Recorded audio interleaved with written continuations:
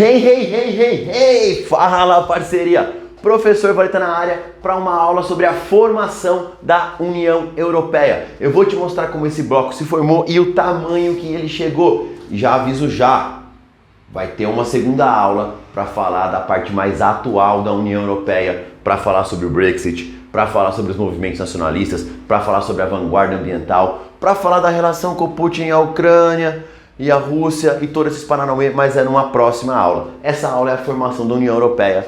Solta a vinheta.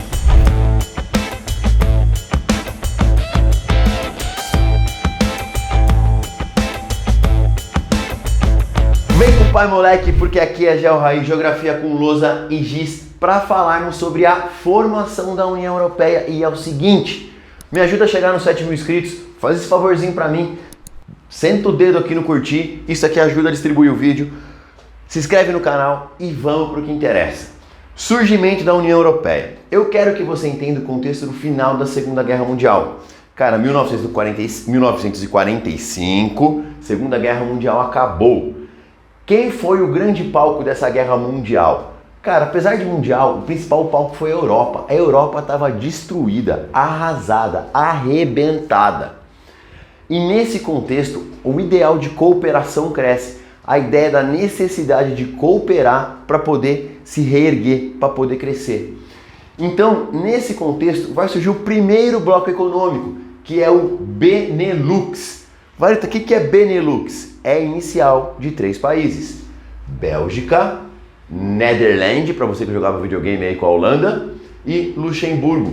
Aqui é o embrião da União Europeia.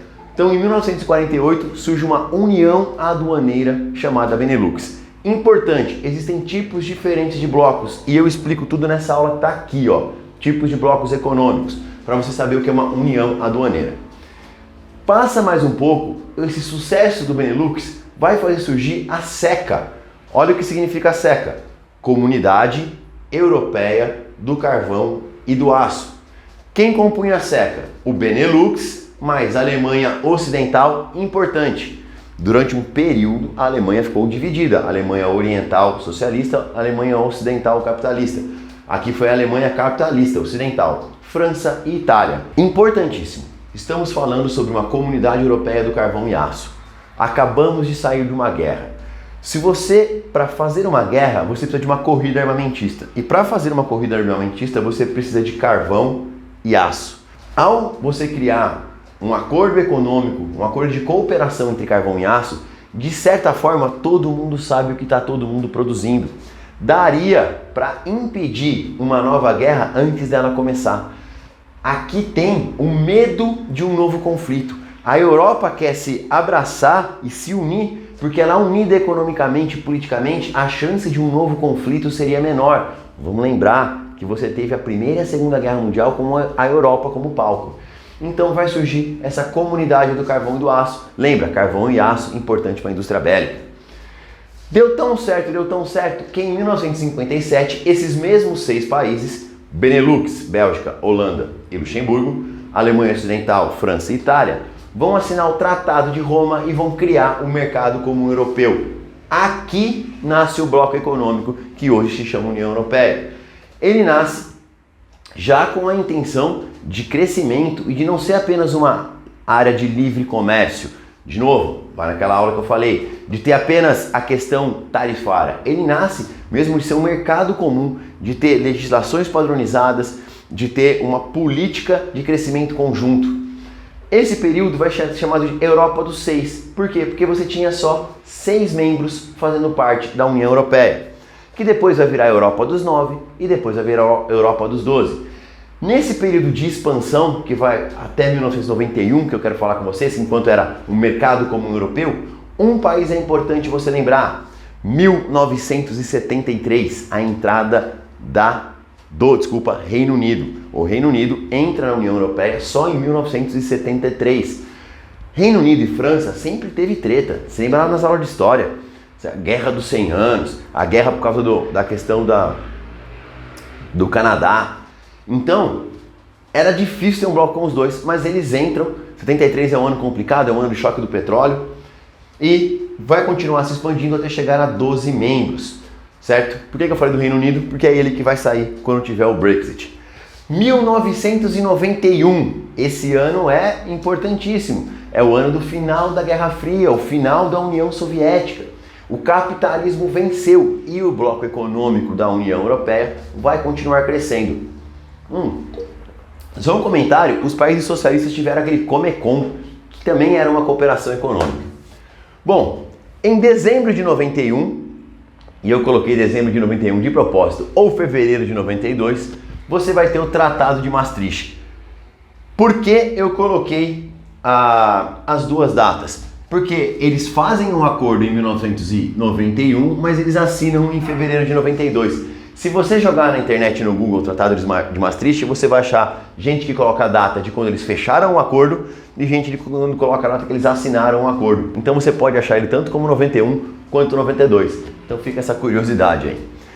Esse tratado vai ser o tratado que fez a União Europeia virar o que ela é hoje. Como assim? É esse tratado que vai mudar o nome de Mercado Comum para a União Europeia. E já faz uma pausa, eu acho essa mudança extremamente importante porque ela é muito simbólica. Quando eu falo de mercado comum, lembra muito a ideia da questão comercial, da questão econômica. Quando eu falo União Europeia, eu estou pensando numa cooperação muito maior.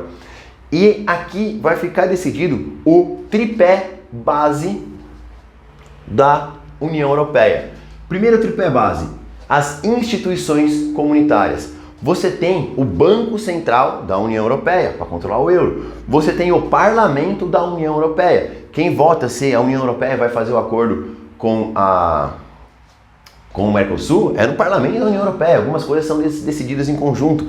As leis da União Europeia sobrepõem as leis nacionais. Cara, isso é uma discussão para a próxima aula, quando a gente falar do nacionalismo da Polônia, da Hungria. Então você tem várias instituições supranacionais. Uma política externa comum e também cooperação de justiça, certo? O que eles conseguiram fazer? Primeiro, eliminação total de todas as tarifas alfandegárias para produtos e serviços. E isso é extremamente importante. É zero tarifa, cara. Não é que eles foram reduzindo e tem alguma outra. Não, é zero. Os produtos e os serviços circulam livremente. Você vai ter também a livre circulação de pessoas, que é o acordo Sherman, não sei nunca como pronuncia, vou mandar aqui vai estar escrito certinho, certo? Mas eu nunca sei como pronuncia. Que é a área de livre circulação de pessoas. Importante, essa área de livre circulação de pessoas inclui países que não são da União Europeia, como Suíça e Noruega. Então elas podem circular livremente, elas têm essa vantagem, essa possibilidade, que vai ser toda regulamentada num outro tratado, que é o Tratado de Lisboa. Mas você pode pensar que desde o ano de 1994 isso acontece, logo depois da Copa do Mundo. Por isso que o Chelsea, campeão do mundo, em cima do Palmeiras, que não tem mundial, ele vai ser um país, ele vai jogar com um time que quase não tem ingleses, mas não pode contar os europeus como estrangeiros.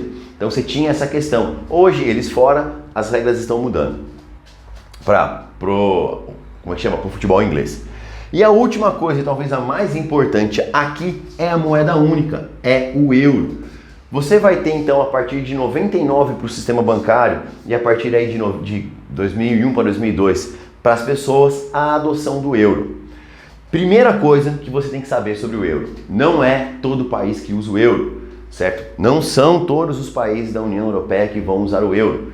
Hoje a União Europeia tem 27 países, tinha 28 com o Reino Unido, saiu 27. Porém, só 17 usam o euro, acho que são 17. Por quê? Para usar o euro você tem que ter a sua economia toda muito bem acertada. Se o seu país não tem economia muito bem acertada, a inflação do seu país afeta o meu, porque é a mesma moeda. Então ele tem que ter o controle de gasto público, ele tem que ter um controle orçamentário, todo certinho para fazer parte do euro. Isso deu muito problema na crise de 2011. Vou colocar na aula que vem, lá na Grécia, certo? Então, a gente vai chamar de zona do euro os países que utilizam o euro. Quem não utiliza o euro, a maior parte deles são os países que entraram a partir de 2004. O que acontece em 2004? O processo de expansão da União Europeia vai atingir os ex-países socialistas, inclusive Letônia, Estônia e Lituânia, que foram da União Soviética, certo? Que também entraram para a OTAN. Então, você vai ter que esses países do leste europeu, Polônia, Hungria, que foram socialistas, vão começar a adentrar a União Europeia. Isso daqui, querendo ou não, tira um pouco da influência econômica que a Rússia tinha sobre esses países e traz a influência para a Europa Ocidental. Esses países do leste europeu não têm a economia muito certinha para poder fazer parte da zona do euro. Quem tinha economia certinha e não usava porque não queria? O Reino Unido, a Dinamarca e a Suécia, certo? São os 3 países que não queriam usar e nunca usaram só porque não queriam. Tem a questão da moeda ser um símbolo nacional, esse tipo de coisa. Você tem independência sobre a sua política cambial, mas França, Alemanha, Itália, Grécia, Portugal, Espanha e vários países vão utilizar o euro. De novo, a maioria que não usa são os países que entraram depois, países que entraram para aqui, que eram do antigo bloco socialista. A última entrada se oficializa em 2014 com a Croácia. Croácia era ali uma parte da antiga Iugoslávia, também socialista. Foi o último país a entrar, fechando naquela época 28 países. Certo? Seguinte, essa aula aqui falamos da criação dela. Próxima aula, crise de 2011, Brexit, movimentos nacionalistas, envelhecimento da população e todos os desafios que a União Europeia passa atualmente. Fechou? Curtiu essa aula? Deixa seu curtir, segue no Instagram, professor.vareta e tamo junto. Bora pra aprovação, bora pra faculdade.